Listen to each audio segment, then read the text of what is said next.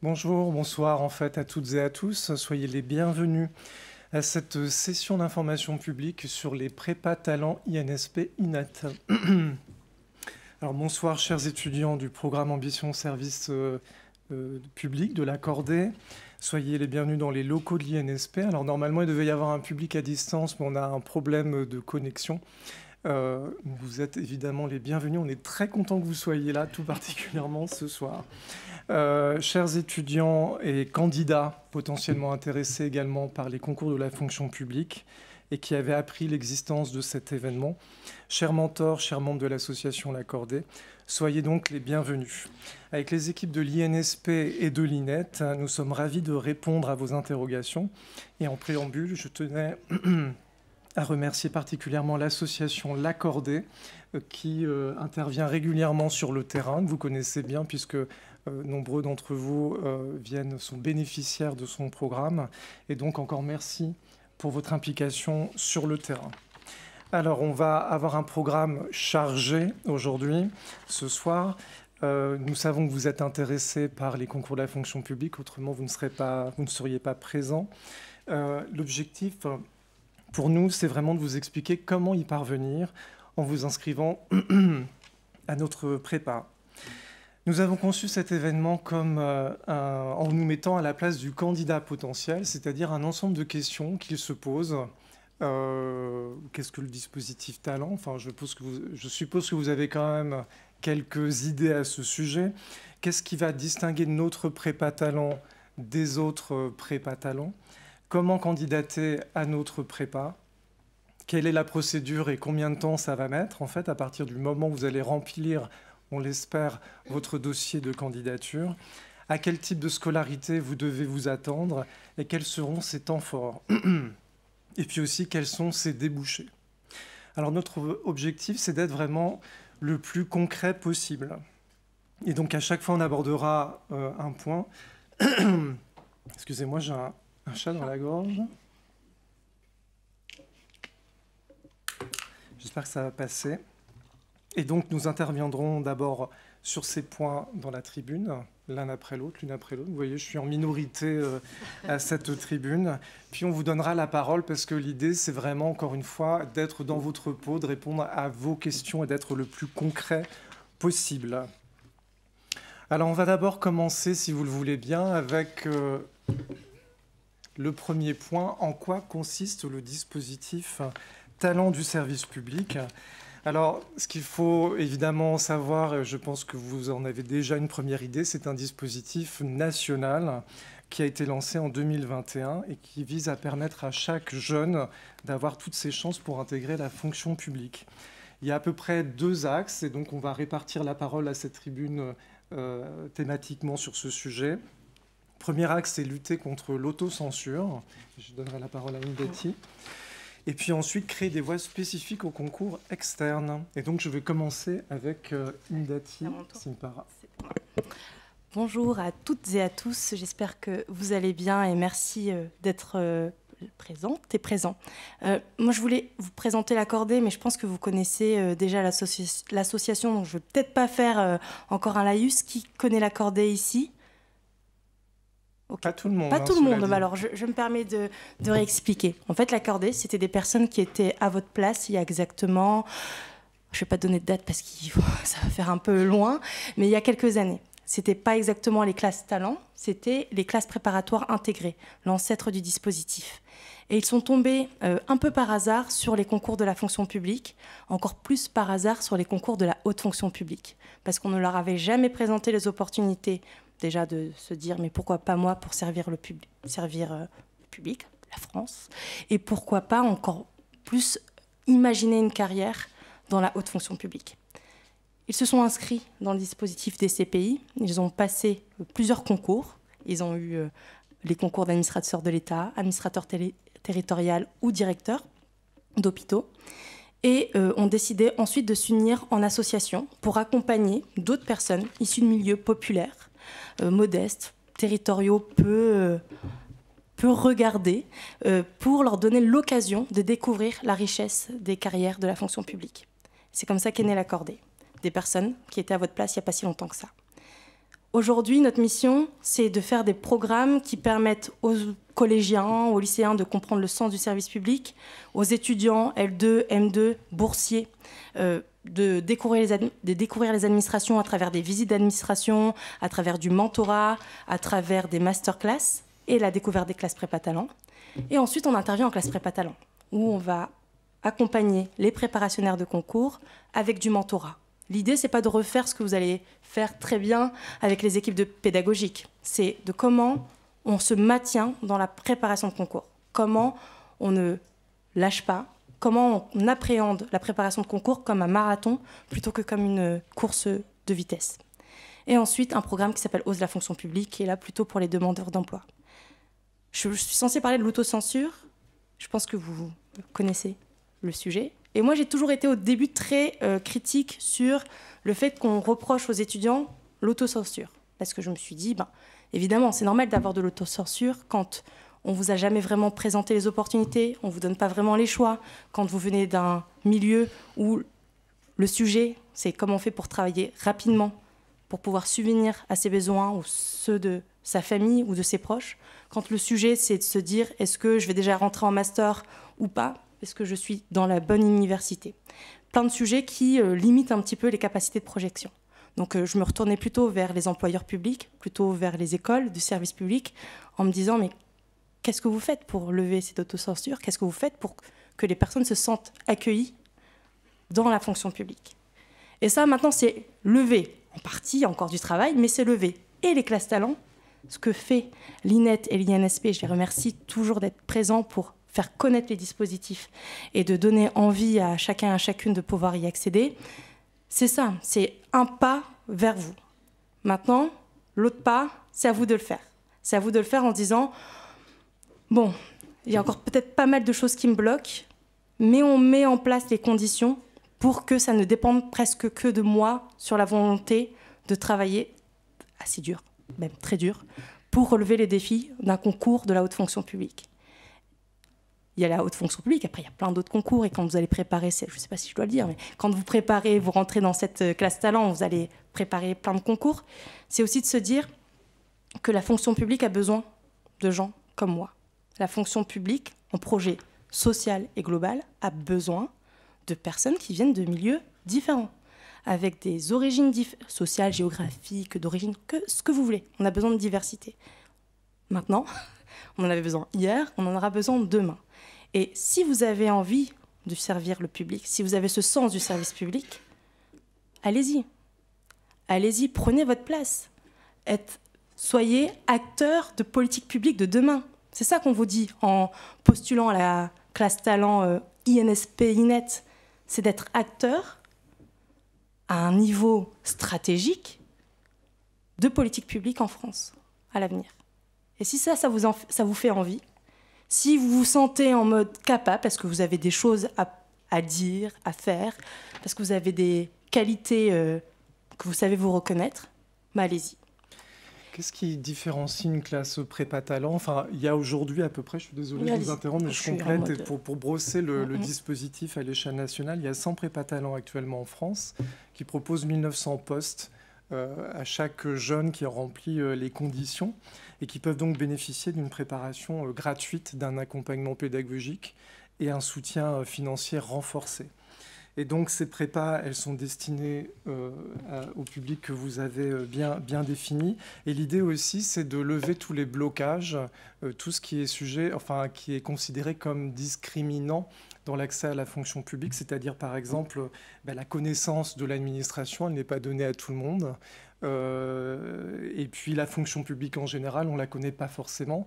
Et les prépas talents, l'une des mesures phares des prépas talents, c'est de proposer des visites institutionnelles, c'est de proposer des rencontres qui permettent d'acclimater ce public à la réalité de l'administration française, à la fonction publique.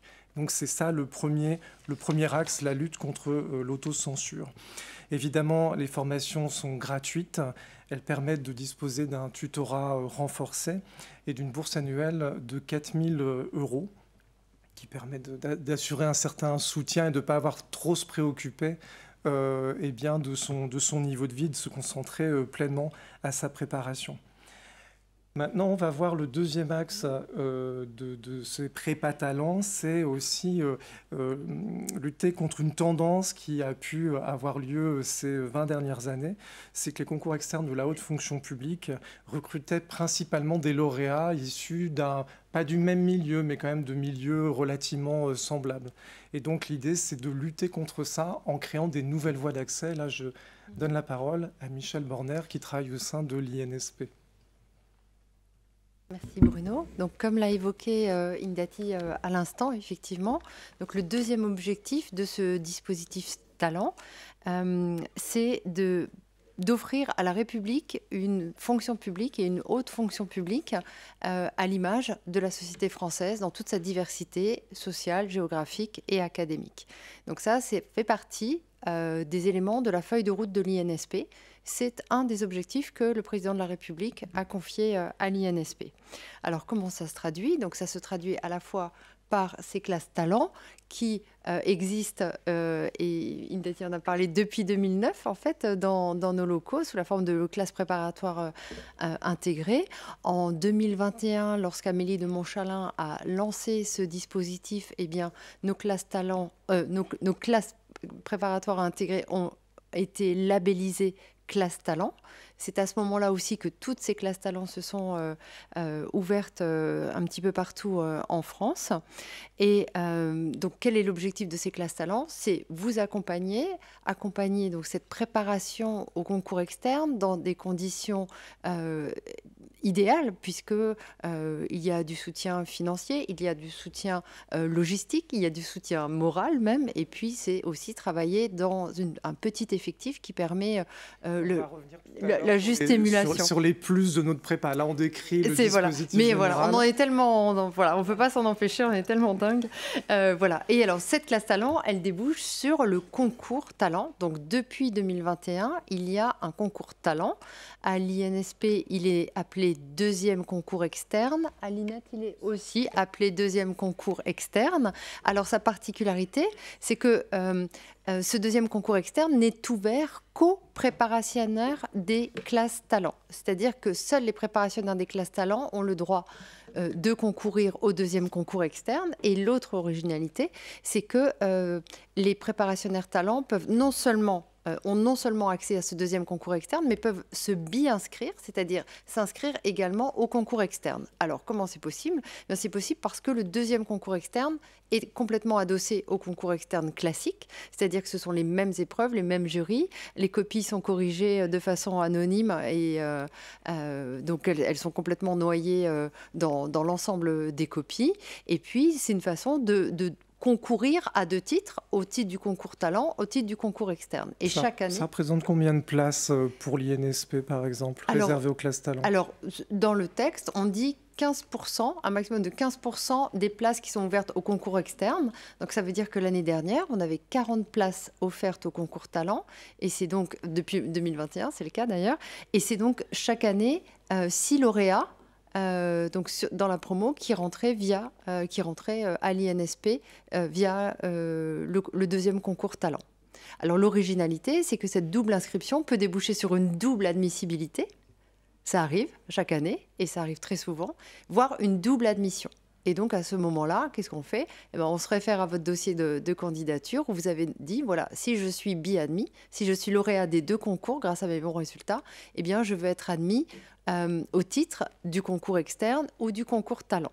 Sachez que personne ne saura jamais de quel concours vous êtes issu, puisque la liste d'admission est publiée globalement. Donc, elle concerne l'ensemble des concours.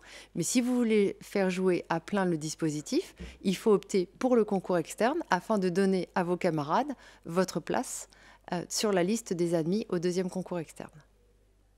Est-ce qu'on a la même chose du côté de l'INET? Et là, je me tourne vers Elisabeth Rosier qui représente cet institut ce soir. Bonjour, bien je réponds oui, puisqu'en fait nous avons exactement le même dispositif comme les autres concours. Vous savez qu'il y a 6 concours qui ont une voie talent, les concours A+, du moins. Il y a 6 concours ouverts avec cette deuxième voie d'accès. Et donc oui, pour l'INET, l'année dernière, il y a eu 4 places ouvertes pour les élèves de la prépa talent. Et il y a eu en fait 6 admis au concours de l'INET, voie talent, donc 4 au titre de la voie talent et 2 au titre de la voie générale. Voilà. Alors, on a évoqué le dispositif national et maintenant, on va recentrer la focale et l'attention sur notre prépa. En quoi se différencie-t-elle et en quoi consiste-t-elle par rapport aux autres prépas? Alors, dans le cadre de son dispositif, comme l'a dit Michel, l'INSP et l'INET ont mis en place des classes talents. On va voir où elles sont. Il y a 3 campus actuellement. Le campus de Nantes, où il y a 22 places, qui étaient proposées en 23-24, avec comme partenaire académique Nantes Université et l'IPAC de Nantes, et délivrer un diplôme universitaire à la fin de cette scolarité. Deuxième campus, simplement INSP cette fois, à Paris, qui est donc l'héritier de la classe PENA de 2009. 26 places étaient proposées en 2023-2024, avec pour partenaire académique l'Université de Paris 1, l'École normale supérieure et un soutien financier de l'Assemblée nationale. Dernier campus, celui de Strasbourg, INSP, INET également, avec 22 places proposées en 2023-2024 et avec pour partenaire académique l'IEP de Strasbourg, l'Université de Strasbourg et le soutien financier de la ville et de l'Eurométropole de Strasbourg.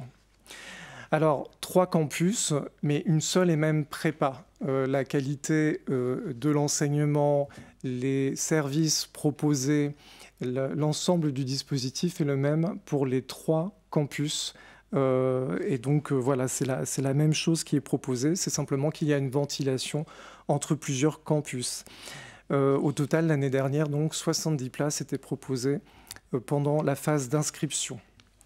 Alors là, c'est une slide qui décrit un peu le profil type de nos étudiants talents pour que vous disiez, pour que vous en ayez une représentation un peu plus précise. Donc il y avait 54% d'hommes et 46% de femmes. Pour la promotion Léon Gauthier de cette année 2023, nous en aurons quelques représentants ici. Une majorité d'étudiants au moment du recrutement, mais il y a également des demandeurs d'emploi. Il y avait 4 demandeurs d'emploi, puisque les classes prépa talents sont aussi ouvertes aux demandeurs d'emploi. Près de 50% des étudiants résidaient en province, en région, et simplement un tiers en région parisienne. 2 tiers d'étudiants étaient issus d'une université, un petit tiers des IEP, et l'immense majorité était boursiers et issus d'un foyer fiscal. Donc vous voyez, donc voilà, on est vraiment pleinement dans le dispositif talent. Il n'y a pas de différence avec, même si on est à l'INSP, à l'INET, c'est la même chose. De manière générale, mais pour cette promo, ça peut varier d'une promotion à l'autre. Le profil majoritaire, c'était plutôt des étudiants qui étaient issus de cursus plutôt juridiques, à 42%, ou sciences politiques, pas forcément à l'IEP d'ailleurs.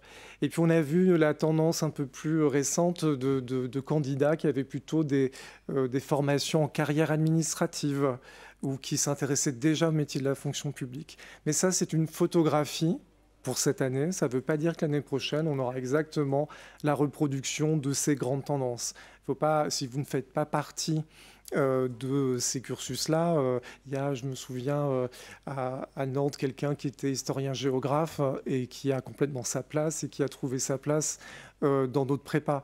Donc voilà, il n'y a pas aussi d'autocensure à avoir à ce niveau-là. On va maintenant arriver dans le dur. Pourquoi intégrer la prépa talent INSP INET? Alors,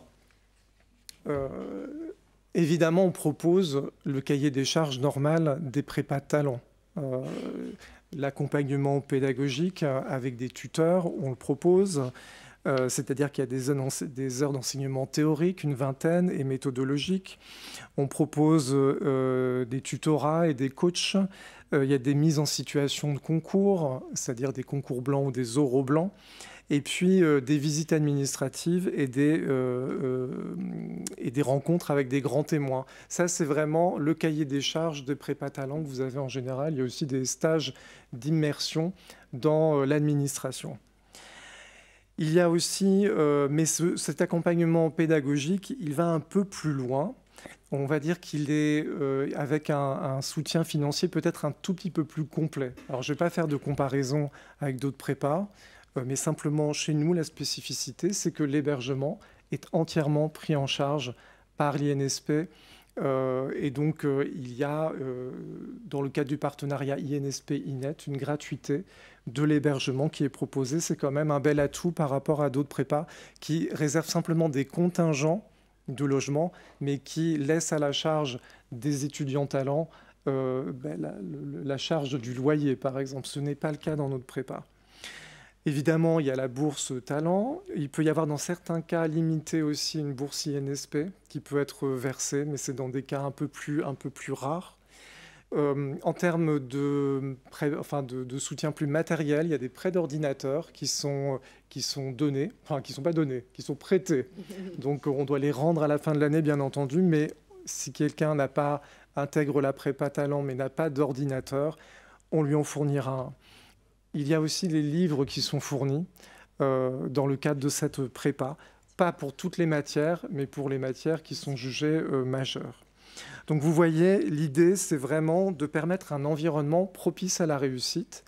Les étudiants sont vraiment déconnectés des préoccupations financières, du moins on l'espère, on fait le maximum pour ça, et c'est ce qui fait un petit peu la caractéristique de notre prépa talent.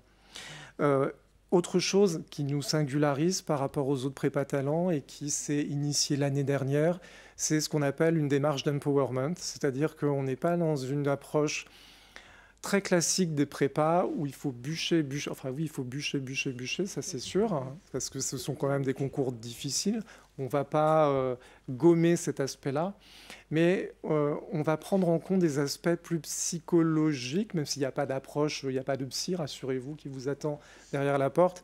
C'est simplement qu'on va s'intéresser à vos blocages éventuels, à votre stress, à la prise de parole en public, à votre manière de gérer le temps. Et donc, l'année dernière, à Strasbourg, on a mis en place, à titre expérimental, cette démarche et on l'a généralisée cette année avec un coach qui va proposer cet accompagnement en individuel lors de 3 sessions. Voilà. Donc, c'est un peu notre spécificité. L'autre chose qui caractérise, c'est vrai que je n'ai pas affiché le slide, excusez-moi. L'autre chose qui caractérise la prépa, c'est qu'on a à cœur de créer des moments de cohésion. D'ailleurs, j'espère que nos étudiants qui sont ici, et désolé, je ne les ai pas encore mobilisés, vont pouvoir en témoigner, puisque l'idée, c'est que ce ne soit pas simplement les institutionnels qui vous expliquent comment est la prépa, mais aussi qu'il y ait un exemple, voilà, des témoignages en direct.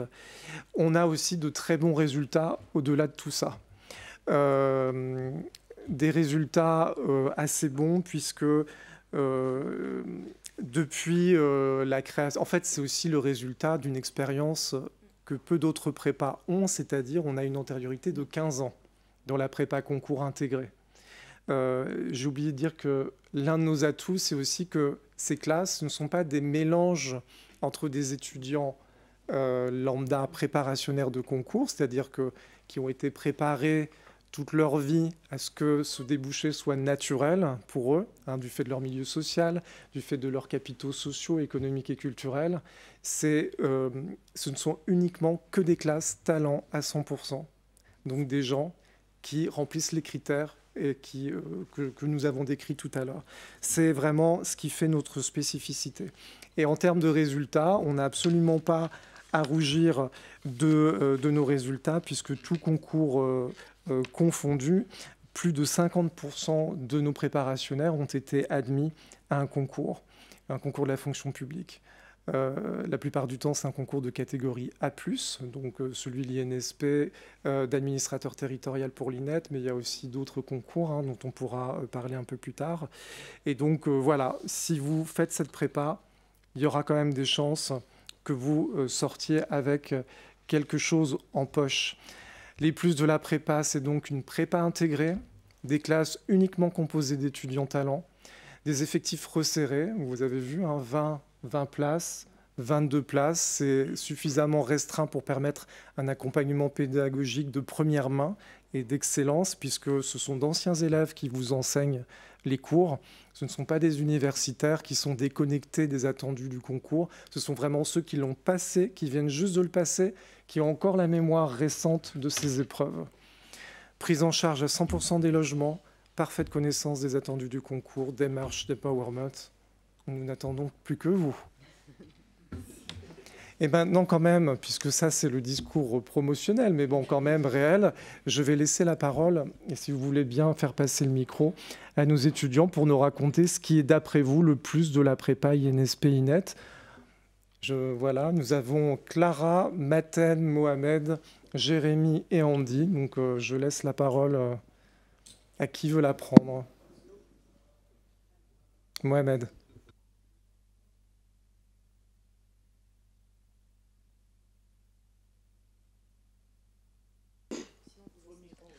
En attendant que le problème de micro soit réglé. Ouais. Alors bonsoir à tous et à tous. Alors moi c'est Andy Makoko. Je suis étudiant à la prépa talent du côté de Strasbourg. Et donc bon, je me lève pour que vous puissiez tous me voir. Alors si je devais donner un plus pour moi de cette prépa talent, ça serait sans doute le fait d'avoir des cours qui sont assurés par les étudiants de l'INSP. Qui donc ont passé des concours assez récemment et qui permettent aussi de connaître effectivement les attentes de ces concours, notamment avec tous les changements qui sont en train d'être opérés. Voilà, c'est une connaissance qui rend fine de ces changements et de ces évolutions-là. Et je voudrais d'ailleurs, par rapport à ces INSPistes, comme je ne sais pas, peut-être on les appelle, le mentorat aussi effectué par l'accordé, qui notamment pour beaucoup d'entre nous, nous mène à avoir un mentor qui fait partie actuellement de l'INSP. Enfin, mon mentor à moi est actuellement à l'INSP, donc pour se rencontrer assez facilement et de pouvoir avoir une aide fine par rapport à ces épreuves de concours. Voilà ce que j'en pense moi. Merci Andy. Mohamed, c'est quoi le plus de la prépa talent INSP-INET? Moi, je voulais juste préciser le côté matériel sur la bourse. Faut savoir qu'elle est cumulable avec la bourse Crous. Donc, vous avez votre bourse Crous plus les 4 000 € annuels, donc 2 000 € en début d'année, 2 000 € courant en mars-avril du dispositif de la prépa talent. Ça, c'était sur l'aspect matériel, juste pour préciser. Oui, et selon moi, le plus de la prépa talent de Paris, enfin, parce que je suis dans le cursus de Paris, mais c'est aussi à Nantes et à Strasbourg, c'est le fait qu'en fait, on est en effectif réduit. Donc, vous avez accès à des professeurs qui sont des jeunes admis au concours et qui ont une grande disponibilité. Donc, vous pouvez leur poser des questions en fin de cours. Vous pouvez leur envoyer des mails si vous avez besoin de questions ou de précisions et ils vous répondront. Donc, je pense que le fait que ça soit en petit comité et qu'on ait aussi accès à des professeurs de cette qualité, je pense que c'est vraiment pour moi le plus de cette prépa. Merci. Est-ce que, Jérémy, vous voulez prendre la parole? C'est quoi le plus ou les plus? Moi, je vais en donner deux. Bonsoir. Le premier plus pour moi, je vais faire un peu peur, mais il ne faut pas avoir peur parce que c'est les concours de la fonction publique. C'est que le fait d'avoir ce logement, etc., ça vous débarrasse des questions financières, normalement. Et ça vous aide à vous concentrer sur le concours. Et donc, ça vous pousse à travailler plus. Honnêtement, on va pas se mentir, lorsque le cerveau est dégagé et qu'il s'occupe uniquement que des questions scolaires, universitaires, ça vous pousse à travailler plus. Et honnêtement, il faut beaucoup travailler. Ça, c'est le premier point. Plus, pour moi, je fais vite fait sur le second. Le second point, pour moi, c'est on est en plein milieu, y compris à Nantes, on est dans les locaux. À Paris, on est ici. À Strasbourg, on est directement avec les élèves qui ont réussi le concours. Et donc, forcément, quand vous êtes dans cet univers-là, vous avez une proximité avec les gens qui ont réussi les concours. Mais y compris avec des bibliothèques qui sont géniales. Et vraiment, les bibliothèques, c'est pépite. Honnêtement, c'est vrai. Pépite. Et vous trouvez plein de choses hyper intéressantes, hyper constructives qui vont vous aider à construire votre raisonnement lorsque vous faites vos dissertations, lorsque vous réfléchissez à comment faire des plans, etc., à comment travailler. Et honnêtement, vous les trouverez nulle part ailleurs, ces avantages. Et juste d'être avec des gens, au-delà des bibliothèques, juste d'être avec des gens qui ont fait ce que vous êtes en train de faire, c'est-à-dire qui ont préparé les concours, qui les ont réussis et qui savent comment réussir un concours, psychologiquement aussi, c'est super. Merci. Est-ce que vous avez des questions peut-être ou pas par rapport au descriptif dans la salle ou pas? Oui. On aura des questions après comment candidater, mais vous pouvez poser votre question. Je pense qu'elle est un peu générale, mais ma question en fait c'est si on n'a pas d'expérience dans l'administration ou si on n'a pas suivi spécialement de cours spécifiques à la préparation des concours, est-ce qu'on a ces chances? Et est-ce qu'on a ces chances? Et si oui, qu'est-ce qu'on peut mettre en avant vu qu'on n'a pas cette expérience-là dans le public, on n'a pas cette expérience avec les cours du public. Par exemple, moi, c'est mon cas. Enfin, j'ai fait Sciences Po Strasbourg, mais j'ai fait un master en finance d'entreprise et pratiques des marchés financiers. Écoutez, en finance, il y a des concours qui sont liés à l'économie, oui, par exemple celui de la Banque de France. C'est d'ailleurs un atout énorme, puisque dans la promo, il n'y en a que quelques-uns qui ont ce profil économique, et pour eux, c'est beaucoup plus aisé de passer le concours de la Banque de France. Donc ça ne doit pas être un facteur d'exclusion, en tout cas d'auto-censure par rapport au fait de candidater. Après, il y a toujours la possibilité, alors je sais que c'est peut-être un petit peu moins attractif de dire ça, mais vous avez la possibilité d'effectuer une scolarité sur 2 ans, c'est-à-dire de vous donner le temps de réussir à retardement. Évidemment, c'est si vous en avez la possibilité, si vous en avez la volonté, mais il y a aussi cette possibilité-là. Mais dans votre cas, je ne vois pas de problème à être spécialisé dans les finances. Monsieur, peut-être le micro, s'il vous plaît. Oui, merci. Au début de la présentation, il a été question des concours pour les L2 et les M2, c'est ça? Parce que moi, je suis en L3, et si tout va bien, je vais valider ma licence. Est-ce que j'ai raison de venir là, ou est-ce que la prépa n'est pas accessible à celles et ceux qui viennent simplement de valider leur licence? Je réponds juste sur la partie L2, L3, M2. C'était pour le programme Ambition Service Public, qui est un programme de l'accordé qui permet de découvrir la fonction publique. Après, sur les conditions d'entrée dans la classe prépa talent, je laisse les experts préciser. Oui, donc les conditions de diplôme sont calées sur les conditions du concours externe. Donc c'est 3 années d'études supérieures après le bac. Donc L3, c'est le premier seuil. Il y a quelqu'un d'autre qui veut... D'accord, un élément de réponse aussi de Clara après. Oui, bonjour. J'ai une question concernant les étudiants. Quelles étaient vos appréhensions avant la prépa? Est-ce que vous vous êtes dit c'était fait pour moi, ou bien est-ce que vous vous êtes dit ce n'était pas fait pour moi, et voilà.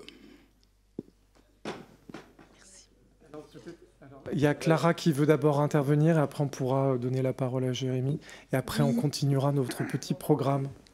Du coup, moi c'est... Ah, pardon. Oui, je voulais vous poser une question.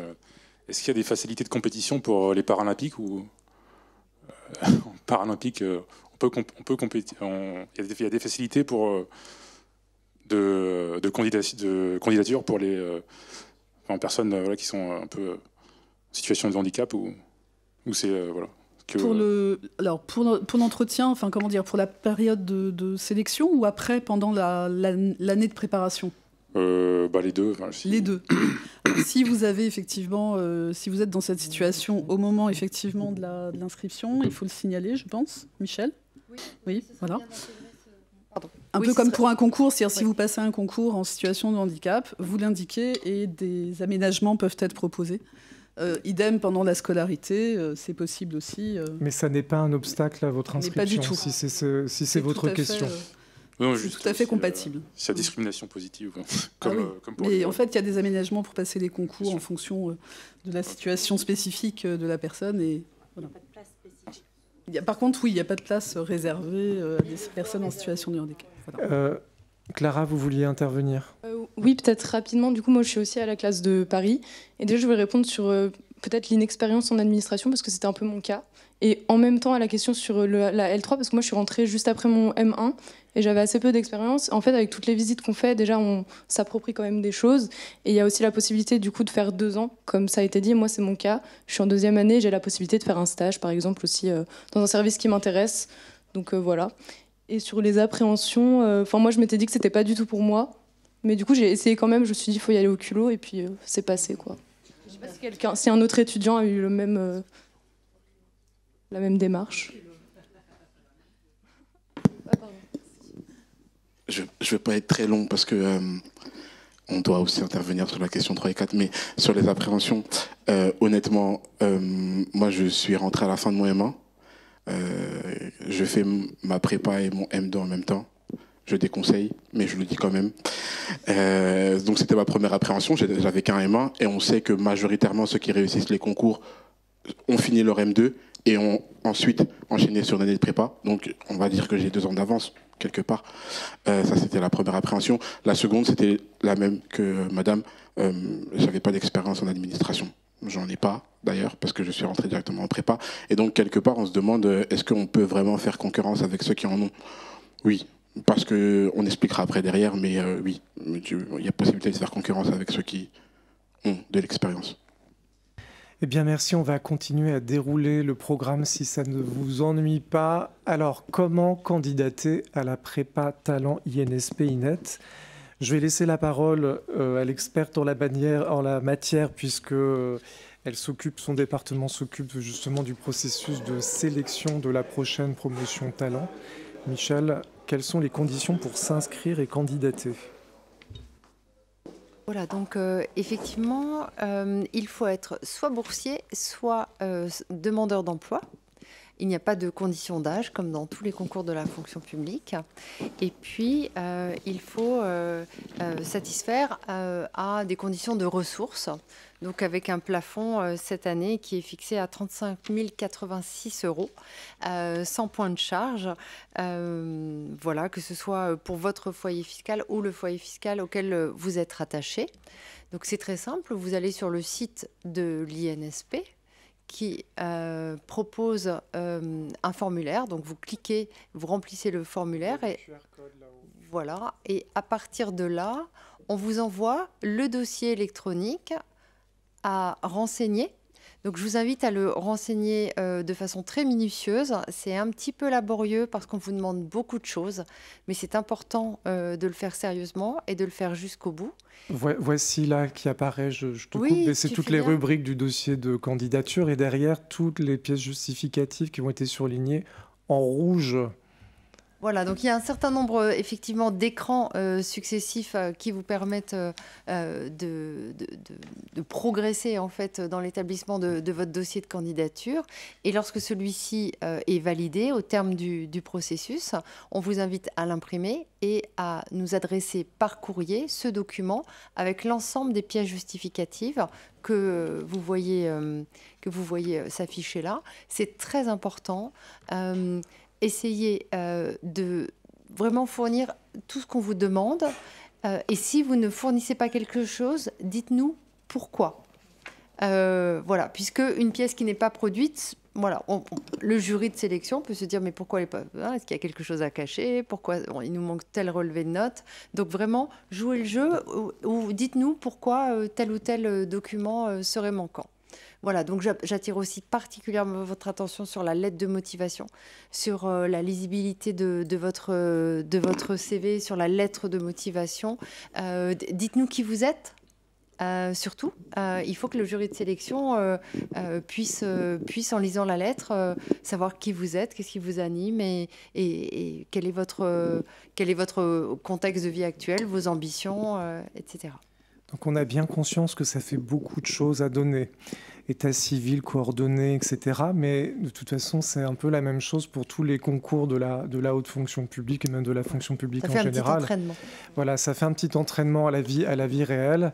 Donc CV, avec photo d'identité, lettre de motivation, hyper importante, comme vient de le rappeler Michel, puisque ce sont ces pièces-là, et notamment votre CV et la lettre de motivation, qui sera le cœur d'appréciation du jury au moment de vous présélectionner ou pas. C'est-à-dire qu'il doit vraiment comprendre quel a été votre parcours, ce que vous voulez faire, qu'est-ce qui vous a intéressé dans le fait de candidater à la prépa talent, qu'est-ce que vous voulez faire après, qu'est-ce que vous voulez en faire. Copie du livret de famille, diplôme et relevé de notes du baccalauréat, je le dis pour ceux qui ne verraient pas forcément, attestation de participation à la journée d'appel, de préparation à la défense, avis d'imposition ou de non-imposition, notification de bourse et autres aides et justificatif de minima sociaux si vous en avez, si vous en faites état. Peut-être que l'accordé a quelque chose à dire à ce sujet. Indati, je vous laisse prendre la suite sur l'aspect pièce justificative dossier. Déjà, le truc un peu basique, du coup, ne préparez pas votre dossier la veille pour le lendemain. Ça ne peut pas fonctionner. Donc ça nécessite une forme de préparation pour le dossier. Et là, je ne parle même pas du coup de la lettre de motivation et du CV. Je vous parle juste de réunir les pièces justificatives. Et ça peut paraître assez évident, mais quand il faut aller chercher sa copie de bac ou se relever de notes, etc. Et ça demande une certaine forme de préparation. Sur le CV et l'aide de motivation, c'est quelque chose qui peut paraître un peu stressant. On vous propose à l'Accordé, avec des bénévoles qui sont passés par là, de pouvoir relire, pas écrire, votre lettre de motivation et votre CV. Si vous nous envoyez ça sur la boîte mail talent@la-cordé.org, on aura la possibilité de lire et de donner notre avis. Encore une fois, c'est un avis global. C'est pas déjà, on n'est pas jury. C'est juste pour vous donner globalement si c'est cohérent, si on sent bien votre motivation, si vous n'êtes pas un peu à côté des attentes de l'INSP et de l'INET. C'est de proposer un petit regard extérieur, en fait. Exactement. C'est assez, on essaiera d'être assez réactif et rapide. Et bien évidemment, plus vite vous nous envoyez, plus vite on vous fait un retour et plus vite vous êtes serein et sereine. Alors, après le dépôt, est-ce que vous avez des questions sur ces aspects-là, dossier, lettre de motivation, etc. Je vois qu'il y a plusieurs mains qui se lèvent. Madame ? Alors, attendez, parce qu'il y a quelqu'un qui a le micro là-bas dans le fond, et après ce sera peut-être madame, ou comme vous voulez. Allez-y alors. Déjà, je vous remercie beaucoup pour la présentation. Une question très pratique. De ce que j'avais compris sur le site, il était possible aussi d'envoyer le dossier par voie électronique, ou est-ce que ça se fait uniquement par voie postale? Non, uniquement par voie postale. Oui, la préinscription est électronique à travers les différents écrans sur lesquels vous êtes invité à progresser. Et ensuite, voilà, nous, on a connaissance en fait de la validation de votre dossier quand vous êtes arrivé au terme du dispositif, mais votre candidature n'est prise en compte que lorsque le dossier complet arrive à l'INSP. Merci beaucoup. Madame, oui. Dans le fond. Oui, alors moi, c'était concernant les pièces justificatives sur les relevés de notes. J'aurais aimé savoir, par exemple, si on a fait un cursus différent pendant une année ou si on a redoublé ou échoué une année, est-ce qu'il est nécessaire de vous transmettre dans le dossier les notes, les relevés de notes des années qui ne sont pas passées, ou alors on envoie uniquement les relevés de notes qui sont validés? C'est la totalité de votre parcours qui est intéressant, même si à un moment il y a eu une impasse ou un stop ou une réorientation. Mais là aussi, donner des éléments d'explication, ça peut être un post-it sur le document, ça peut être en fait la liste des documents à fournir se terminer par et tout autre document ou information que vous jugez utile de transmettre au jury. Voilà, donc soyez transparente sur votre parcours. Il ne faudrait pas qu'on croie qu'il y a une année un peu occulte, là, qu'on ne comprend pas pourquoi il y a un trou. Donc soyez parfaitement transparent et ça prouvera aussi votre faculté à rebondir. Oui. Une dative complétée. Oui, alors c'est très intéressant, merci pour cette question, parce qu'en fait, nos parcours ne sont pas linéaires. Et on a parfois des choses dont on est très fier, des choses qui nous posent un peu problème, et surtout quand on vient sur un lieu où il y a une forme d'exigence scolaire. Je répète pas, mais n'hésitez pas à dire si ça vous a mis un échec, qu'est-ce que vous avez retiré de cet échec, qu'est-ce que ça vous a appris, et pourquoi ça vous donne envie d'être là aujourd'hui. Et ça, votre lettre de motivation, elle sert à ça. N'ayez pas honte des sujets de votre parcours. Faites-en un peu une force ou expliquez en quoi vous l'avez transformé en force. C'est ça qu'on veut vous dire aussi à l'Accordé sur l'autocensure ou sur des choses où on n'est pas très fiers. Mais tout le monde a des accidents de parcours, des échecs. Hein, c'est normal d'avoir cela dans sa vie. Et donc l'idée, c'est pas que ce soit quelque chose qui vous retienne, mais il faut toujours expliciter comment vous avez rebondi, etc. Et le pire, c'est toujours de mettre ça sous le tapis, de ne pas l'expliciter pour le jury, puisque le jury ne verra que ça. C'est pourquoi là, il y a un trou, pourquoi il n'y a pas les notes cette année-là. Donc autant les mettre, l'assumer, et puis dire qu'après, voir que ça a évolué de manière positive. Est-ce qu'il y a d'autres questions ? Oui. Oui, oui, il y a madame qui voulait prendre la parole. Oui. J'avais une question sur l'éligibilité. Vous avez dit qu'il faut être soit boursier, soit demandeur d'emploi. Et pour les boursiers, il y a un plafond de revenus sur la vie fiscale. Et je voulais savoir, est-ce que ça prenait aussi est-ce que vous prenez en considération les changements de situation qui sont intervenus en l'espace de 2 ans sur le foyer fiscal? Oui, bien sûr. Enfin, oui, charge à vous en fait, de produire les documents demandés. Et voilà, mais voilà, après, si entre-temps vous n'êtes plus éligible à une bourse, alors quand on dit boursier, c'est boursier ou éligible, hein, voilà, puisqu'il y a des personnes qui seraient éligibles à une bourse et qui ne la demandent pas. Donc voilà, nous on part des revenus, peu importe que vous soyez boursier au sens administratif du terme ou pas, mais en tout cas, nous, on prend les revenus et on tient compte des points de charge également. D'accord, donc il ne faut pas ajouter la notification du CROUS, mais c'est plutôt... Alors, si vous en avez une, mettez-la, c'est très bien. Oui, si vous en avez une, mettez-la. Ça marche, oui. Très bien, un peu technique, merci. D'accord. Généralement, quand on candidate pour un poste, on nous dit que la lettre de motivation doit être assez brève, tenir sur une page, mais là j'ai l'impression qu'il faut un peu se raconter son parcours, etc. Alors, Est-ce que... Oui et non, c'est-à-dire qu'il ne faut pas que ce soit 5 pages. Je pense que recto verso c'est le grand maximum et même une page et demie ce serait quasiment... Mais voilà, dans le... oui, il faut vraiment éviter que ce soit une grande dissertation interminable, mais que ce soit très structuré, parfaitement articulé, en tout cas dans vos souhaits et dans vos explications, et ne pas dépasser 2 pages, ça c'est sûr. Et le rapport du jury de la commission de sélection de l'an passé sera publié la semaine prochaine. Il y a quelques astuces, quelques conseils. Oui, nous vous conseillons de le lire, ce rapport du jury, donc, qui sera publié la semaine prochaine. J'avais la parole après. Oui, allez-y. Bonjour, j'avais une question concernant l'éligibilité. J'aimerais savoir si on fait un Master 2 en alternance, du coup on n'est plus boursier. Est-ce qu'on peut quand même candidater avant la fin de l'alternance oui, alors que, encore une fois, la qualité de boursier, ce n'est pas le critère en soi, c'est l'éligibilité. Justement, si on est alternant, on n'est plus... ça dépend quel est votre revenu, en fait. Ça dépend quel est votre niveau de revenu. Je comprends pas. Ça dépend quel est votre niveau de revenu. Par exemple, si je fais une alternance, je gagne un salaire. Oui. Mais en alternance, vous avez un demi-salaire, un salaire complet. Si on arrive à négocier, et puis. Voilà. Après, voilà. Moi, je vous ai dit le plafond, c'est 35 086 euros. Voilà, sans point de charge. D'accord. Voilà. Donc, si on a une famille avec plusieurs points de charge, vous prenez ça en compte aussi. Ah oui, bien entendu. Les points de charge. Oui. Merci.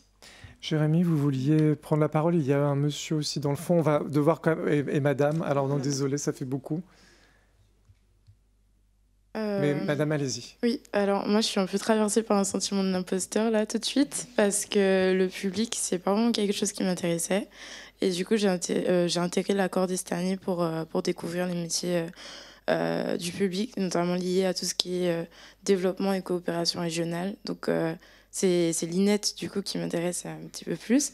J'aurais voulu savoir par contre à quel poste prépare le concours de l'INSP parce que je n'en ai jamais entendu parler. Donc voilà. Et aussi par rapport... C'est le concours de l'ENA. Enfin, c'est le concours de l'ENA. Oui, voilà. Ça remplace... C'est le nouveau nom de l'ENA. Maintenant, vous voyez. Et deuxième question par rapport à l'INET. Une fois qu'on obtient le concours, je sais qu'on est censé trouver nous-mêmes un poste. Est-ce qu'il y a des facilités pour les personnes qui sont passées par la prépa talent pour trouver des postes au sein des collectivités territoriales où on est à la même enseigne que tout le monde? Une fois que vous avez réussi le concours, en fait, vous avez au sein de la scolarité, vous avez des moments en fait plus spécialement centrés en fait juste avant la sortie sur la recherche d'emploi. Mais rassurez-vous, 98% des lauréats du concours trouvent un poste avant la fin de la scolarité. Okay, si vous le voulez bien, on va pas trop s'apesantir sur ce qu'il y a après. Là, on parle vraiment de la procédure de candidature. Il y avait des questions. Alors, on va après cette intervention, on passera au point suivant, mais peut-être que... Oui, allez-y. Alors, j'ai une question, mais au risque de vous faire répéter ce que vous avez déjà dit. Imaginons que nous sommes éligibles à la bourse, mais que l'on travaille à côté. Est-ce que ça pose un problème ou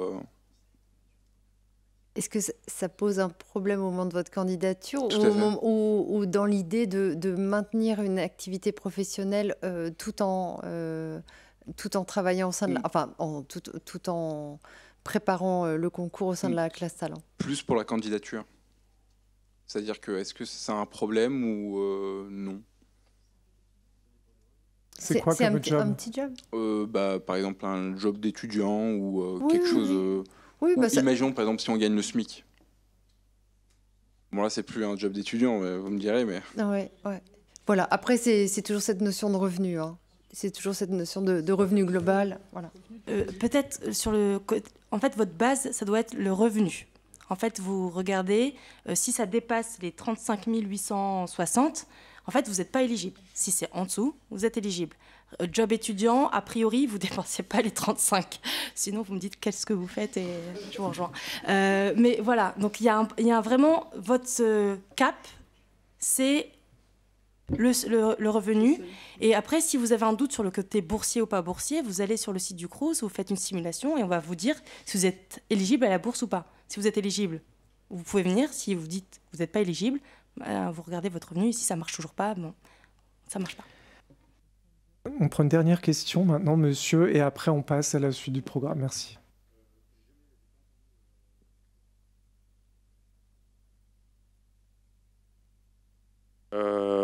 J'ai pas entendu l'IRA, Institut Régional d'Administration, parce que j'ai deux amis justement qui m'ont demandé m'ont conseillé de faire. Alors c'est un concours de catégorie A. Normalement, c'est pas forcément la vocation première de notre prépa d'y préparer, mais il se trouve qu'un certain nombre de nos étudiants, en préparant le concours de l'INSP, celui d'administrateur territorial, en fait, sont déjà préparés pour passer ces concours et les réussissent souvent, pas aisément, mais quand même avec une certaine facilité. Et donc, si vous vous préparez à des concours relativement difficiles comme celui de l'INSP, donc ex-Sénat, ou celui de l'INET, mais plutôt d'administrateur territorial, vous avez toutes les chances de le réussir. Si vous le voulez bien, j'espère avoir répondu à votre question. On va continuer. Donc, après le dépôt de votre dossier, avec tous ces justificatifs, cette lettre de motivation qui doit être courte, percutante, et le CV qui doit être à jour, bien entendu, que se passe-t-il? Quelle est la procédure de sélection? Comment ça se déroule? Et donc, je laisse la parole à Michel. Je vais parler de la date du 15 mars. Pourquoi? Parce que le 15 mars, c'est la date de clôture des inscriptions. Donc, au-delà du 15 mars, vous ne pourrez plus appuyer sur ce lien magique qui vous emmènera sur le formulaire, qui vous emmènera ensuite sur la plateforme d'inscription.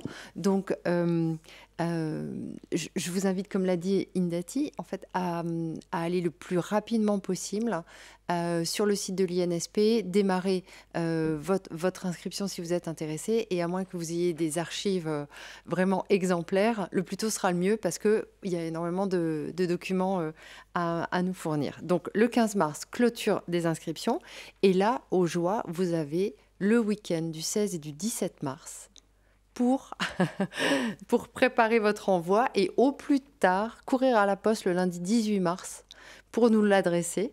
Voilà. Et là, c'est le cachet de la poste faisant foi. Ce serait vraiment trop bête qu'on ait à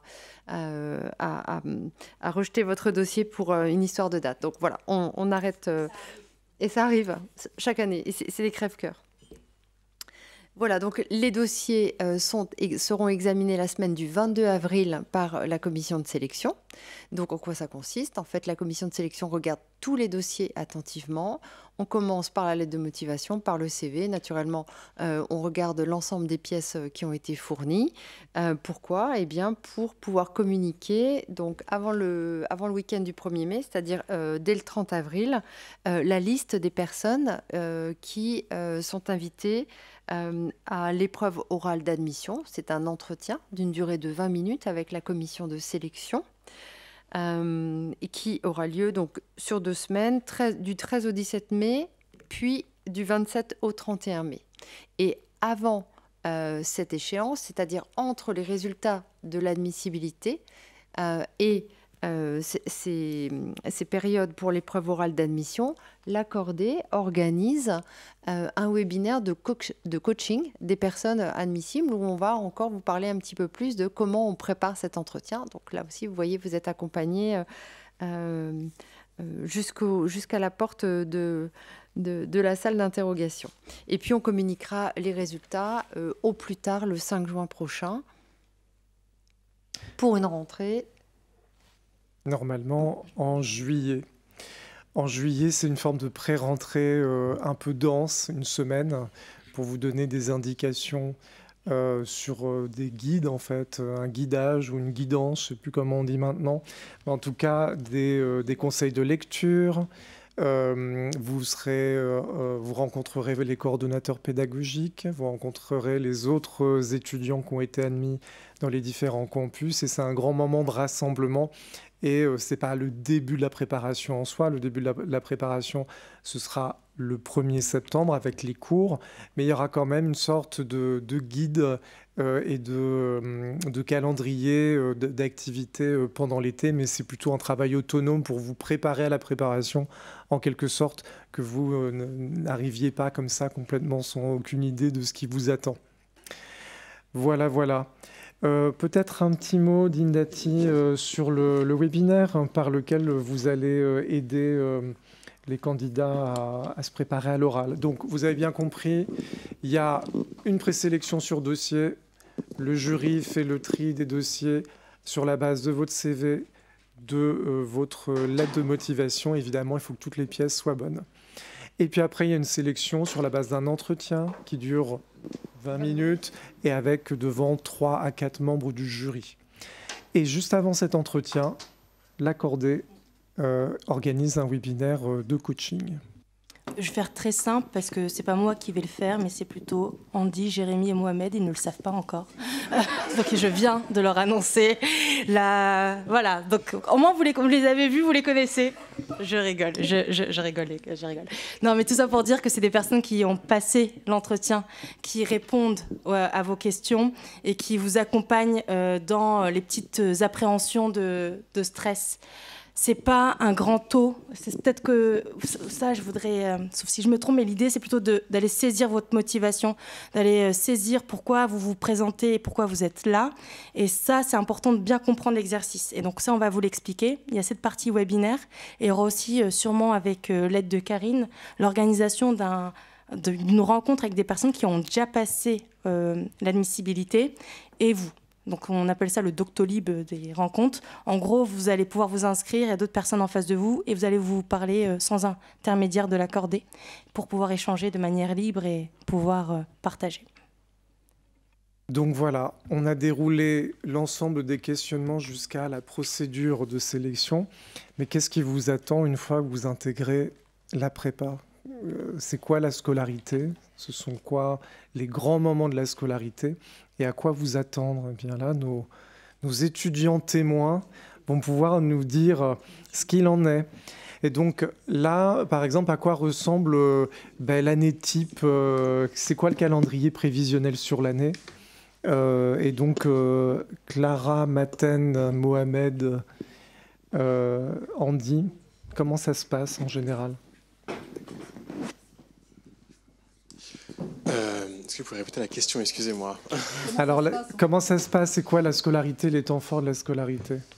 Alors, les temps forts de la scolarité, ça commence par une pré-rentrée en juillet, où on a un petit moment pour se rencontrer entre nous, entre les 3 campus de Paris, Nantes et Strasbourg.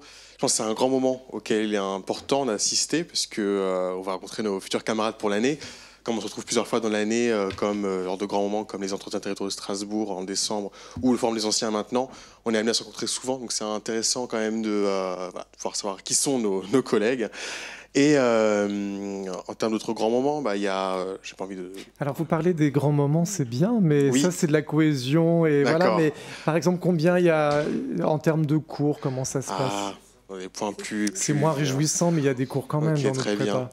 Alors, donc, il y a des semaines de concours blancs qui sont organisées durant l'année, donc pour se préparer donc en conditions de concours. Il y a aussi des semaines d'oraux blancs pour préparer dès le début les oraux que vous aurez lorsque vous serez admissible au concours de l'INSP ou de l'INET.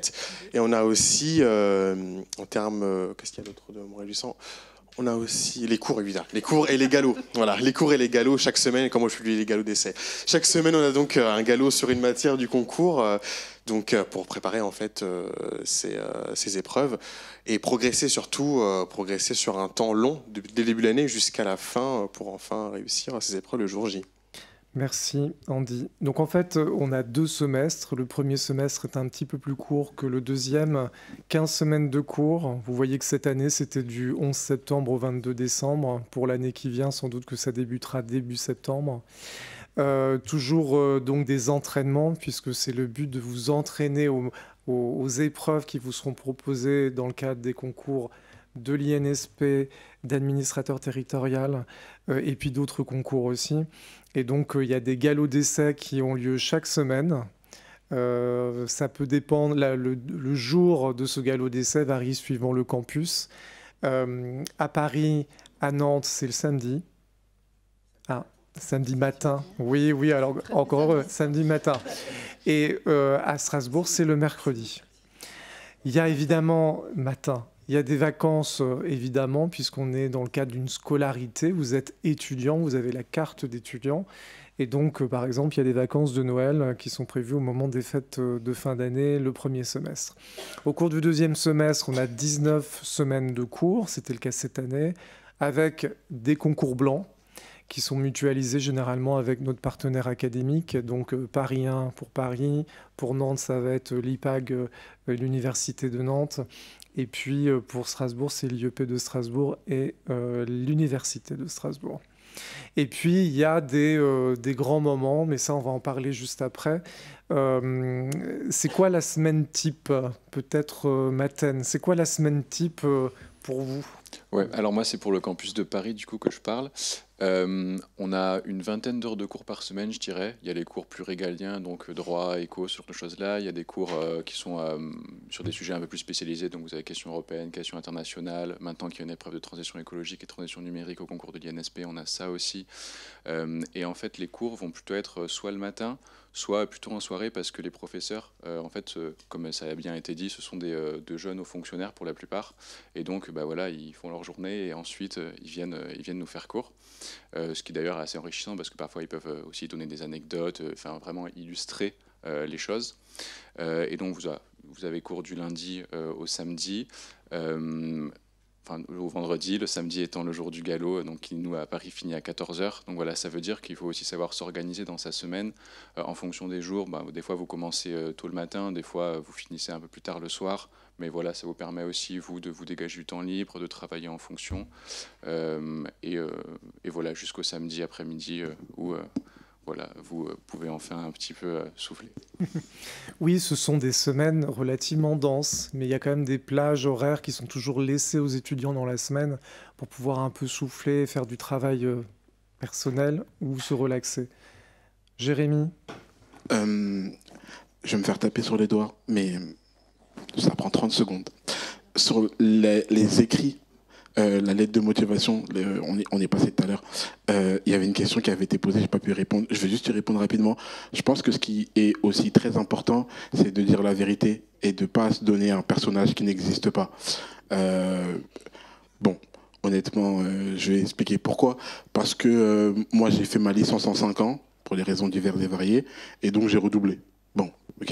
Et je l'ai mis dans ma lettre de motivation. J'ai expliqué aussi pourquoi. Et je pense que ça donne aussi, ça donne de la matière aux membres du jury parce qu'ils vont mieux vous connaître et vous comprendre. Vous avez l'impression de vous dire, en fait, faire 3 ans de licence, 2 ans de master, c'est super et tout. Ça montre que je suis super fort, je suis balèze. Ok, c'est vrai. Mais quand vous en faites plusieurs, au lieu d'en faire une normale et que derrière vous progressez, vous montez en puissance et en compétence, ça montre aussi que vous avez une capacité de rebond extrêmement puissante derrière. Et donc que vous êtes fort pour l'administration. Parce qu'on cherche aussi des personnalités et des personnes qui peuvent rebondir après un échec. Bref, tout ça pour dire, ne mentez pas dans votre lettre de motivation, dites qui vous êtes, mais essayez de trouver le bon angle. Mais de toute façon, avec l'accordéon, on vous aidera.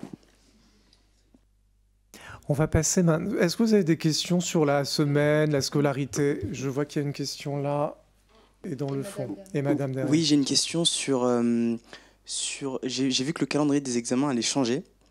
Et j'ai vu que votre calendrier indicatif se terminait en juillet. l'été et que les concours étaient avancés au mois d'avril, mars. Alors ça, vous parlez du concours de l'INSP. De l'INSP, pardon. Effectivement, le concours de l'INSP, désormais, les épreuves écrites qui avaient d'ordinaire lieu fin août seront maintenant plutôt en mars-avril. À partir de la session 2025. Oui, voilà. Non, tu sais parfaitement, mais à partir en 2024, le calendrier est identique. En 2025, les écrits auront lieu en fin mars. Et la proclamation des résultats aura lieu avant l'été, juillet au plus tard. Est-ce que ça change quelque chose sur le calendrier de la prépa? Oui. Sur le calendrier de la prépa, c'est justement l'idée d'avoir une pré-rentrée qui en fait serait, une rentrée où vous avez des indications relativement importantes, denses, pour vous permettre de travailler pendant l'été, alors que dans les autres prépas, en tout cas, s'il n'y a pas de changement, ça commence plutôt en octobre. Donc vous voyez, vous avez un temps d'avance par rapport aux autres prépas. Après, sans doute, celles-ci vont évoluer et adapter leur calendrier. Mais pour l'instant, en tout cas, nous, on a pris la décision d'avancer. Merci. Oui, monsieur. Il y avait madame avant, au fond. Ouais.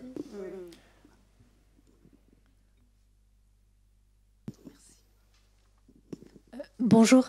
Bonjour. C'est pas sur la scolarité en soi, plus sur vos critères de sélection pour revenir à l'étape précédente. Vos critères de sélection. Les critères de sélection, c'est la motivation, le projet professionnel, le parcours, les aptitudes. Donc ça, c'est sous le contrôle de Bruno qui a fait partie de la commission de sélection l'année dernière. Donc c'est effectivement ces premiers critères-là pour l'admissibilité. Et à l'admission... Oui, c'est une fibre. En fait, il faut qu'on sente que vous avez envie de travailler dans la fonction publique. Alors, ça peut être un attachement aux valeurs de la fonction publique ou simplement un intérêt purement opérationnel pour les grands domaines de politique publique dont s'occupe, en tout cas, vous pouvez avoir à vous occuper en tant que fonctionnaire dans différents domaines. Mais il y a aussi la clarté de votre projet. Il ne faut pas qu'on sente que c'est un peu fou, vous êtes là un peu par hasard, vous avez vu de la lumière, vous êtes rentré, ça marche jamais, de toute façon, pour toute sélection, même dans un emploi classique dans le secteur privé. Mais peut-être que tu as des choses à ajouter, Elisabeth, à ce niveau-là. Et je pense que le jury est également attaché à vous connaître, au moins que vous puissiez lui donner des éléments pour vous connaître. Donc éviter les stéréotypes, éviter les phrases toutes faites, parce qu'en fait, elles sont répétées, et au bout d'un moment, on ne vous identifie plus. Le jury va voir peut-être 150 à 160 personnes. Donc il faut que vous surnagiez et que vous puissiez avoir effectivement, vous laissiez effectivement un souvenir à ce jury. Et donc, effectivement, soyez vous-même. Il y a eu des personnes admises qui, effectivement, s'étonnaient d'avoir été acceptées après cet entretien et dont la personnalité a particulièrement intéressé le jury. De toute façon, consultez le rapport du jury qui sera publié la semaine prochaine. Il y a des tas d'indications sur les critères de sélection du président. L'année dernière, c'était Martin Guédon. Et donc, vous aurez des indications beaucoup plus précises. Il y avait une autre question juste devant qu'on va prendre également. Oui, merci. J'ai deux questions rapides. Au niveau des critères de sélection, vous parlez du parcours, mais vous ne faites pas mention des notes. Alors, je souhaite lever une ambiguïté s'il y en a une, parce que moi, lorsque j'avais candidaté à Sciences Po Paris au lycée, il était précisé que Sciences Po recherchait des personnalités, des gens qui s'engageaient, et que les notes, finalement, c'était pas si important. Bon, j'ai eu le constat qu'avec une camarade qui, elle, avait 19, moi j'avais 14 et j'avais un engagement politique et partisan, elle a été prise, pas moi. Donc j'ai une question sur les notes. Aussi sur la question de l'engagement, au vu de la semaine type, aucun engagement n'est possible. Que ce soit dans une association ou que ce soit dans... Je parle d'engagement civique puisque le samedi matin, de ce que j'ai pu comprendre, on a galop jusqu'à 14h et la semaine, on a du cours. Et si par ailleurs on vient de région, on ne peut pas retourner chez soi pour assurer des engagements locaux, etc. Ça peut être compliqué. Voilà. L'idée, c'est quand même une prépa que vous assurez à temps plein. Enfin, vous êtes dans cette prépa pour préparer le concours. Après, si vous effectuez une deuxième année, il y a des aménagements qui peuvent être accordés. Mais la première année, il faut quand même préparer les différentes matières. Et donc, c'est vrai que si vous avez des engagements très prenants dans votre région d'origine, ça risque d'être un tout petit peu compliqué. S'agissant des notes, je pense qu'il faut se départir de cette vision, ce sont les meilleurs élèves qui vont être pris. Ce qui ressort du jury, c'est plutôt... C'est une photographie à l'instant T. Évidemment, il y a votre parcours. Il ne faut pas que vous ayez... Mais là, si vous parliez de 14, a priori, ce n'est pas dirimant, ce n'est pas rédhibitoire d'avoir 14. A priori, c'est plutôt bien. Donc, il faut... Ce qu'on apprécie, c'est également la performance le jour J. L'impression que vous donnez au jury, la conviction que vous portez, c'est ça qui va faire la différence. Donc, en tout cas, les notes que vous indiquiez ne sont pas du tout un obstacle à votre entrée. Et donc, simplement, si on a des engagements actuels, associatifs ou politiques, est-ce que c'est rédhibitoire pour participer à une préparation pour de la fonction publique où, évidemment, il y a un détachement nécessaire si on est admis et si on a la chance d'occuper une telle fonction avec des engagements notamment politiques et partisans? C'est une question de temps, en fait. Vous pouvez toujours exercer cette activité, mais sachez que vous allez être quand même pris très largement par la prépa. Il y a une jeune femme qui veut intervenir. Juste sur la prépa, il y a une obligation d'être là, bien sûr. Voilà. Okay. Arnaud, vous vouliez aussi intervenir ou c'est plus le cas? D'accord. Bonsoir, j'avais une question concernant les oraux. Parce qu'en fait, je pars en échange Erasmus et je voulais savoir s'il se faisait nécessairement en présentiel ou s'il y avait des aménagements qui étaient possibles. Voilà, merci. Oui, effectivement, dans certains cas, on accepte de les mener en visioconférence. Voilà, mais il faut effectivement que ce soit motivé, mais c'est envisageable, oui. On va passer peut-être... Ah oui, d'accord, pardon, excusez-moi, madame. Non, c'est pas... Allez-y. J'avais une petite question. Moi, je suis plutôt intéressée par la voie Orient du concours INSP qui va ouvrir justement en 2025. Je voulais savoir comment est-ce que la prépa s'est adaptée justement à cette réforme et qu'est-ce qui a été mis en place notamment pour l'apprentissage des langues qui sont un peu particulières et de la civilisation, tout cet aspect-là qui est nouveau dans le concours, s'il vous plaît. Alors, c'est pour la session 2025 des concours d'entrée. Donc, forcément, la prépa va s'adapter à ce concours qui lui-même a été réformé, que le Quai d'Orsay a réformé avant de nous le transférer. Et puis, il faut savoir qu'il y a l'INALCO qui est en appui très fortement du campus de Paris pour vous accompagner si tel est votre souhait. Donc par rapport au concours d'Orient, il faut savoir qui s'appellera le concours d'entrée à l'INSP Voie Orient. Il aura lieu en même temps que celui de la Voie Générale. Donc il faudra choisir. Un choix devra être opéré entre ce concours-là et l'autre concours auquel vous auriez droit si vous étiez prépa talent. Donc concours externe et concours spécifique talent. Et pour l'instant, il n'y a pas de talent sur Orient. Non, et parce qu'il y a aussi peu de postes. Voilà. Oui, environ 8 en tout et pour tout. Madame. Et puis après, on va passer à encore... D'accord. Ah bah Arnaud, alors peut-être parce qu'il avait appelé... Oui. Pour ne pas m'être trop éloigné, parce que c'est une question qui m'évoque un commentaire. Donc je suis élève prépa talent à la classe de Strasbourg et je réagis aux commentaires sur les critères de sélection. Petit commentaire, en fait, les concours ne s'envisagent pas de manière mécanique. Je veux dire, c'est pas quelque chose qu'on fait. On fait pas des concours pour faire des concours. Le concours donne accès à un grade. C'est pas un métier en tant que tel. Derrière, vous avez un métier avec des spécificités, des thématiques qui vous plaisent. Et donc l'idée, c'est aussi d'avoir un projet de professionnel. C'est-à-dire que je veux travailler dans tel ou tel domaine, accéder à tel ou tel poste. Et dans cette visée de projet, il y a un concours qui me permet d'arriver à un grade. Et c'est un peu ça aussi qu'il faut défendre, puisqu'on parle de service public, c'est-à-dire que c'est une vocation, c'est une fibre. Il y a une très belle vidéo d'Andy republiée par la DGAFP sur son ambition de travailler dans le service public.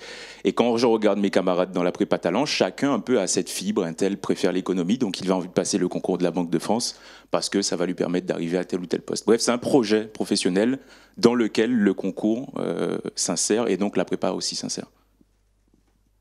Très bien, il y avait madame, et après on va passer au temps fort de la scolarité. Oui, juste sur la sélection, dans le au moment du filtrage, il y a combien de candidatures, vous recevez combien de candidatures et combien de candidatures sont retenues à partir dans le premier filtrage et ensuite dans le deuxième? On a à peu près un rapport de un admissible pour 3 dossiers. Voilà, deux admissibles, enfin 1,5 je dirais. À peu près la moitié des dossiers sont retenus pour les auditions. Le jury a toujours préféré opter pour un grand nombre d'admissibles, enfin de personnes invitées à l'audition, parce que c'est effectivement ce qui fait la différence ensuite, et le jury ne veut pas se priver de rencontrer les candidats.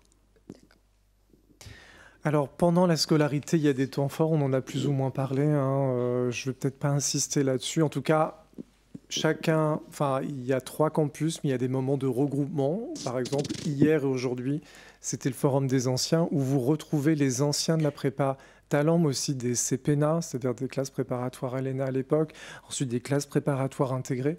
Et donc, c'est un moment où vous allez pouvoir parler avec des gens qui ont réussi le concours il y a déjà quelques années, qui peuvent vous dire, vous conseiller sur les voies à prendre, vous donner des tuyaux. Ça peut aussi devenir des relations professionnelles et des conseils dans votre orientation future. C'est un moment qui est très apprécié. Et peut-être que voilà, les étudiants pourront en parler. Il y a des visites institutionnelles très régulières. Par exemple, les étudiants ont visité l'ambassade de Suisse en France récemment. Ce matin, ils visitaient le Sénat.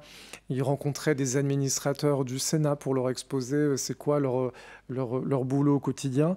L'Assemblée nationale aussi a fait l'objet d'une visite, le ministère de l'Éducation nationale, le Parlement européen bientôt pour les étudiants de Strasbourg.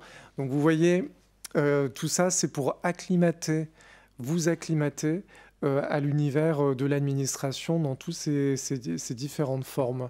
L'administration européenne, l'administration française, l'administration territoriale.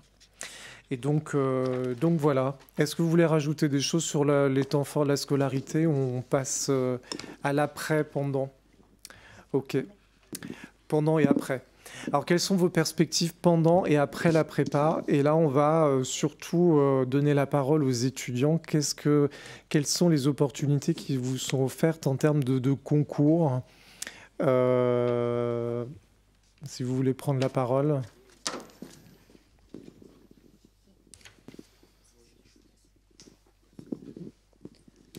Alors du coup, sur les perspectives pendant et après, donc moi, comme je disais, j'étais là depuis l'an dernier. Donc j'ai déjà eu l'opportunité de passer un petit peu des concours, etc. Et j'avais passé notamment la ville de Paris, où j'ai été reçue. Mais c'est possible de faire un report si vous êtes encore en études. Donc je vais commencer en septembre à travailler. Mais j'ai toujours envie de continuer à préparer les concours A+, parce que c'est un petit peu pour ça aussi que la prépa nous motive un peu. Justement, on est vachement en immersion. Donc on a envie de poursuivre un petit peu cette aventure. Ça peut se faire aussi en interne 4 ans après. Enfin, il y a plein de possibilités. Et donc moi, je compte repasser l'INSP, en tout cas cet été. Et pourquoi pas d'autres concours ensuite, encore l'année d'après, pendant que je serai en fonction sur une catégorie A. Donc voilà. Oui, en vrai, vous avez vraiment la possibilité de passer plusieurs concours parce qu'il y a des concours qui s'échelonnent aussi au fur et à mesure de l'année, tout en sachant que peut-être que passer 10-12 concours, ça fait vraiment trop. Enfin, il faut aussi trouver des priorités. Moi, voilà, dans 3 semaines, je vais passer un premier concours. Je passerai ensuite l'INET en juin. En août, je passerai l'INSP. Donc voilà, c'est des choses qui sont différentes, mais tout ça renvoie à un même grade. Et puis ensuite, vous avez vraiment une pluralité de fonctions, comme ça a bien été présenté. L'idée, c'est vraiment de maximiser ses chances. C'est un temps de préparation qui est exigeant, comme vous l'avez vu, à travers la semaine type. Mais en fait, ça prépare à différents types de concours, et autant faire le maximum de concours, mais sans se noyer non plus dans les concours. L'idée, c'est pas de faire un concours pour faire un concours. Il faut quand même que ce soit un concours qui vous plaise et qui vous prépare éventuellement à celui qui vous intéresse le plus. Mais à travers cette tactique, les étudiants talents réussissent à trouver comme ça un débouché. Je voulais juste ajouter, effectivement, en fait, il y a une stratégie de préparation au concours qui est pensée en amont quand vous candidatez. et qui peut être amené à évoluer au cours de la scolarité au fur et à mesure de vos rencontres avec les anciens ou avec des professeurs. Et moi, je voulais juste insister sur le fait que cette pluralité de concours, en fait, vous n'êtes pas laissé tout seul face à ces concours qui, pour la plupart, nécessitent un cadre commun que vous allez avoir dans le cadre de la prépa, mais aussi un cadre spécifique où vous allez devoir travailler des matières spécifiques. Donc moi, je veux insister sur le fait que, pour notre cas à Paris, mais je sais qu'à Nantes et à Strasbourg, c'est la même chose, les partenariats institutionnels avec les IEP et les universités permettent d'avoir des cours spécifiques supplémentaires pour les concours qui ne rentreraient pas dans le cadre commun de votre classe prépa. Et c'est le cas à Paris, par exemple, on a des cours pour... moi, je prépare le concours d'administrateur des assemblées. On a des cours de droit parlementaire et on a des galops de droit parlementaire. Bon, après, il faut bien comprendre que c'est assez lourd parce que ça veut dire que le samedi, vous avez le galop de l'INSP et le dimanche, vous faites le galop d'administrateur... d'administrateur de l'Assemblée. Donc c'est un rythme assez intense. Donc il faut, si vous préparez ce concours en plus, il faut vraiment le vouloir. Merci. D'autres réactions? Andy? Merci. Ce que je trouve avantageux avec la prépa talent en général, et donc le fait d'avoir des profs, comme on vous disait, qui ont passé les concours récemment, c'est qu'eux aussi ont eu cette stratégie, ont passé plusieurs concours en fait. Vous avez des personnes qui ont été admissibles, voire admises à d'autres concours aussi, et qui peuvent vous donner des clés intéressantes pour passer ces concours-là. Par exemple, mon mentor que j'ai eu grâce à l'accordé a passé un concours, le concours de CRC, donc conseiller des chambres régionales des comptes. Il a été admis à ce concours-là d'ailleurs, qui n'a que 10 places, bravo à lui. Mais en tout cas, voilà, moi je trouve que c'est un concours qui m'intéresse, qui est ouvert que tous les 2 ans. Et donc il peut me donner ses clés pour ce concours-là. Donc c'est très intéressant aussi d'avoir des profs. Voilà. Et aussi, se mélanger avec d'autres personnes de la prépa permet aussi de se développer d'autres appétences et d'autres idées de concours aussi qu'on n'avait pas pensé avant, par exemple. Tu veux parler ? Non, c'est bon, j'ai terminé. J'enchaîne très rapidement. Il y a plein de concours. Oui, il y a plein de concours, il y en a d'autres, mais c'est pas un problème. L'essentiel, c'est que ce que je voulais vous dire, c'est soyez stratégique et intelligent dans les concours que vous passez. Parce qu'il y a des concours qui n'ont pas les mêmes matières.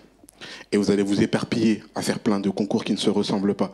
L'idéal, quand vous choisissez un concours ou quand vous en choisissez plusieurs, c'est d'essayer de prendre celle qui ressemble le plus au concours que vous souhaitez le plus.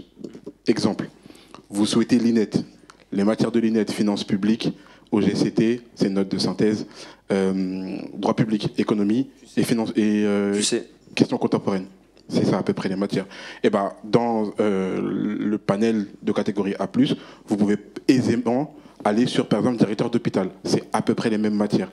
Mais en gros, ce que je veux dire, c'est vraiment regarder les matières qui sont proposées au concours, parce que sinon vous allez faire plein de matières en même temps, ce ne sera pas opérationnel, ce ne sera pas optimal dans votre gestion du temps, et vous allez perdre trop de temps et trop d'énergie. Ok, merci. Malheureusement, on approche vraiment de la fin en fait de ce rendez-vous, donc on ne va pas pouvoir trop échanger malheureusement. Mais ce que je voulais dire, c'est que aussi lorsque vous préparez un concours et que vous êtes admissible dans cette prépa, il y a un accompagnement qui est fait à l'oral, même si ça n'était pas prévu. On s'arrange toujours pour vous accompagner à l'oral avant l'entretien, puisqu'on sait que, évidemment, ou avant les épreuves orales, puisqu'on sait que c'est le moment clé que vous ne devez surtout pas rater. Après les concours, c'est bien d'envisager l'année, mais parfois il faut plus de temps. Sachez, c'est ce que j'ai dit tout à l'heure, que vous avez toujours la possibilité de redoubler, mais j'aime pas ce terme, c'est d'effectuer une 2e année au sein de notre prépa. Vous avez aussi la possibilité éventuellement d'intégrer une autre classe préparatoire si vous le souhaitez. Attention, parce qu'on ne peut pas bénéficier plus de 2 fois d'une prépa talent. Et puis, vous pouvez retenter les concours à l'issue de la prépa aussi. C'est-à-dire que vous pouvez le faire 2 ans plus tard. C'est arrivé, par exemple, pour l'une de nos anciennes prépa talent d'il y a 3-4 ans et qui a réussi le concours interne. C'est-à-dire qu'elle est rentrée dans la fonction publique sur un poste contractuel, et puis en fait finalement elle a passé le concours interne et elle l'a eu.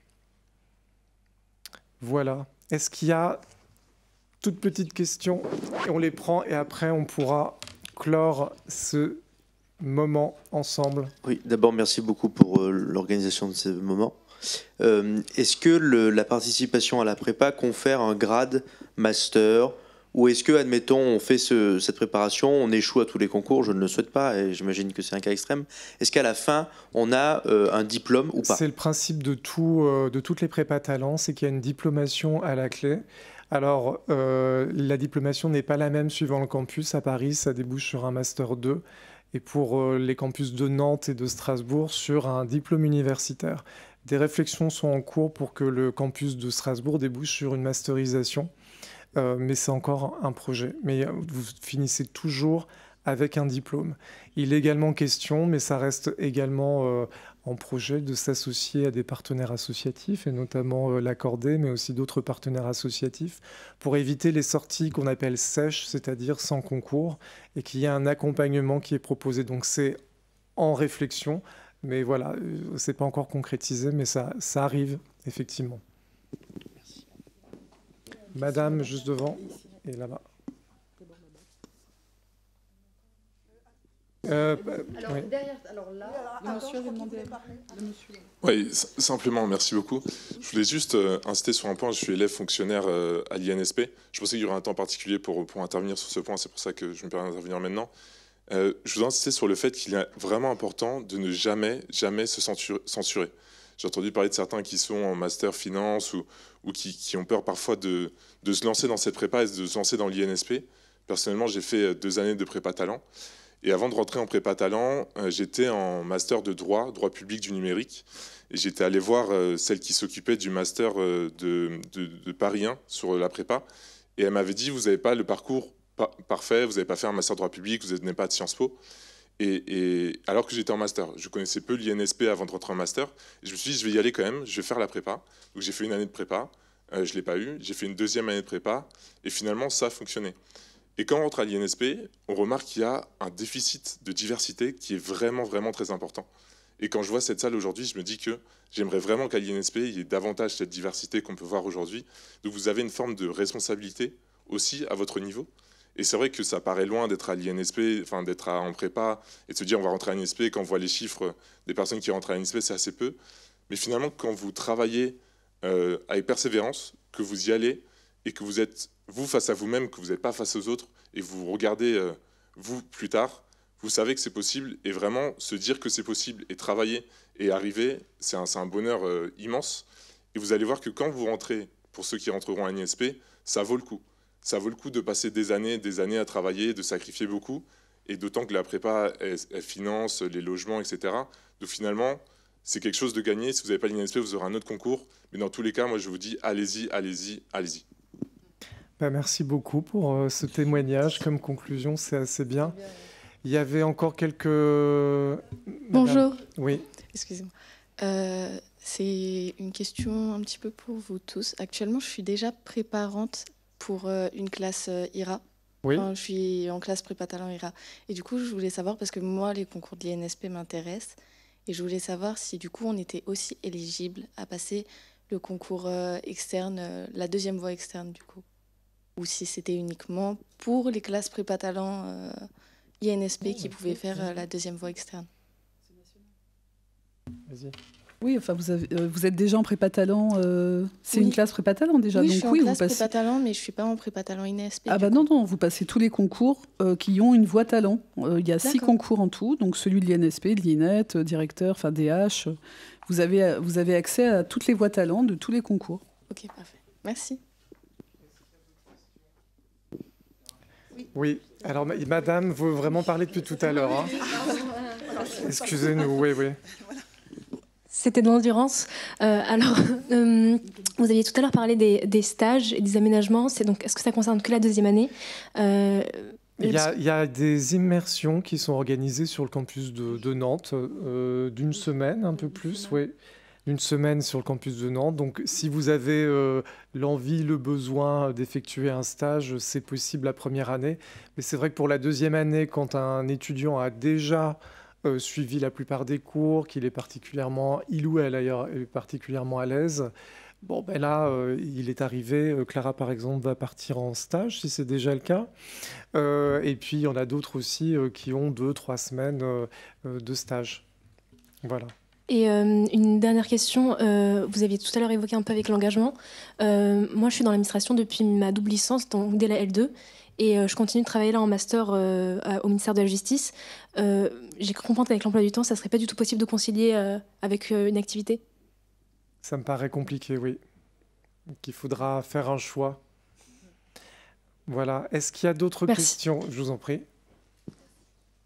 Et il y a encore une question là-bas dans le fond. Oui. Merci. Du coup, j'avais une dernière question concernant la lettre de motivation, puisqu'elle se veut concise et percutante.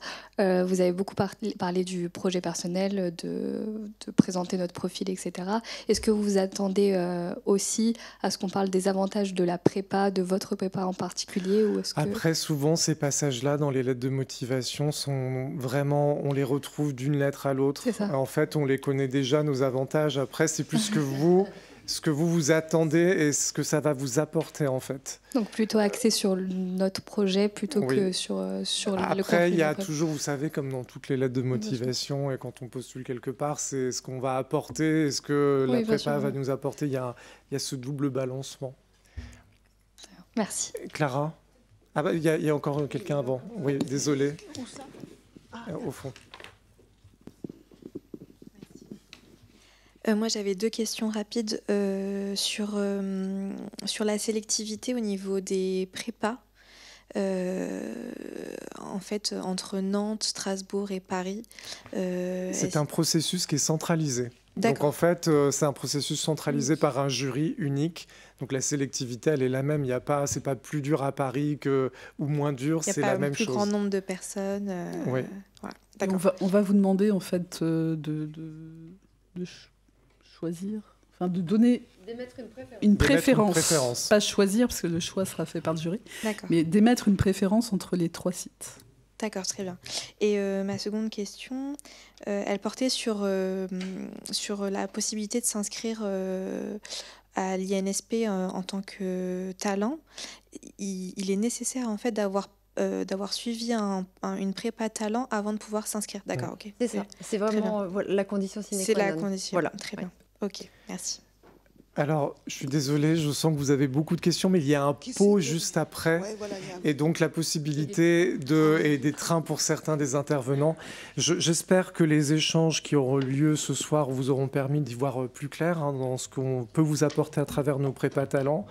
Qu'elles vont vous confirmer votre motivation à déposer un dossier. Vous avez jusqu'au 15 mars pour le faire, donc n'oubliez pas, il y a le QR code, c'est vraiment très important. Je tenais à vous remercier très sincèrement de votre attention, d'être venu. Et puis pour la qualité de nos échanges, je trouve qu'il y a eu beaucoup de questions et c'est toujours intéressant même pour les autres de pouvoir bénéficier de ça plutôt que de quelque chose de très vertical. Merci à l'ensemble des intervenants à cette tribune. Merci à tous ceux qui de près ou de loin ont participé à l'organisation de cet événement. Je voulais les citer: Bérangère Alexandre, Élise Bianco, Lina Cheradi, Paolo Bailo, Elisabeth Rosier, Lagdar Bouzaouid, Emma Donard, Indati Simpara, Karine Geland, Damien Zieverznik. Merci à tous.